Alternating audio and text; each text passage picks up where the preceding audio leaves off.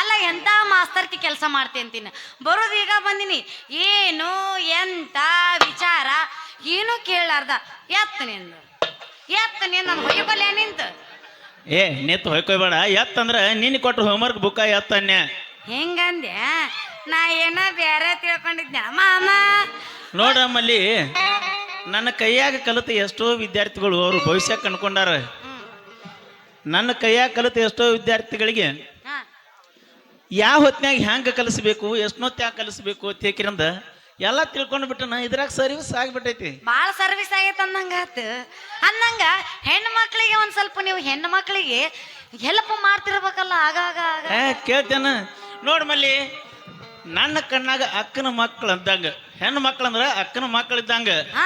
ಅದ್ರಾಗ ನಿಮ್ಮಂತ ಸುರಸುಂದರಿಯರು ಸಿಕ್ಕರಂದ್ರ 9 ತಿಂಗಳು 9 ದಿನದಾಗ ಗೋಳು ಗುಮ್ಟ ಕಟ್ಟಿ ತೊಟ್ಲಾ ಕಟ್ಟಿ ಜೋಲಿ ಆಡಿದ ಕಿಲಾಡಿ ಮಾಸ್ತರ್ ಅದನ ನಾನು.